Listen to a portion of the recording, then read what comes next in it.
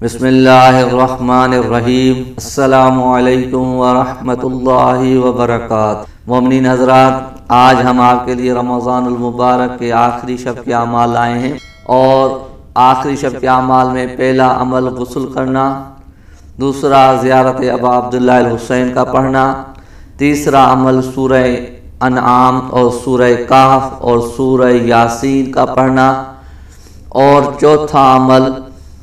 100 مرتبہ استغفر اللہ و اتوب الیہ کا پڑھنا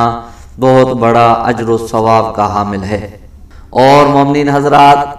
آج کے شب کے لیے دعائے الوداع شہر رمضان، دعائے الوداع کا پڑھنا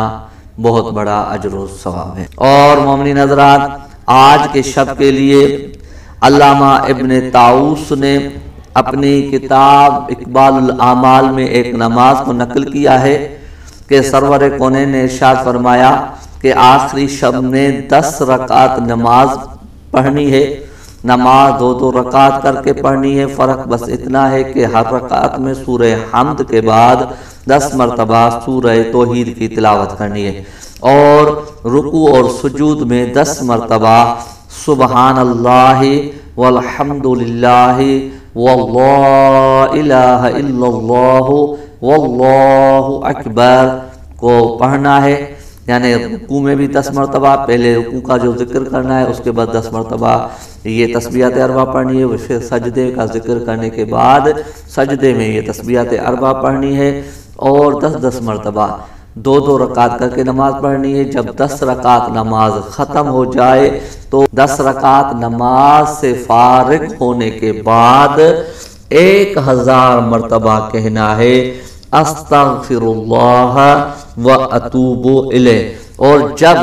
استغفار سے فارغ ہو جائے تو سجدے میں چلا جائے، اور سجدے میں یہ پڑھے یا حیو یا قیوم یا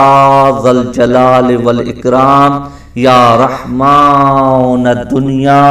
والآخرت ورحیمہما یا ارحم الراحمین یا الہ الاولین والآخرین اغفر لنا ذنوبنا وتقبل منا صلاتنا وصیامنا وقیامنا۔ اب رسول خدا ارشاد فرماتے ہیں، مجھے قسم ہے اس خال کے لم یزل کی جس نے مجھے نبی برحق بنا کر بھیجا۔ بالتحقیق جبرائیل نے مجھے خبر دی اسرافیل سے کہ اسرافیل کو رب تبارک و تعالی نے یہ عمل کرنے والا شخص جب سجدے سے اس دعا کو پڑھنے کے بعد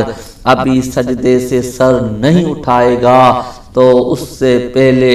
اللہ تبارک و تعالی اس کے تمام گناہوں کو معاف کرے گا، اور شہر رمضان کے جتنے اعمال ہیں، جتنے روزہ نماز اعمال اس کے قبول کرے گا، اور اس کے گناہوں کو معاف کر دے گا۔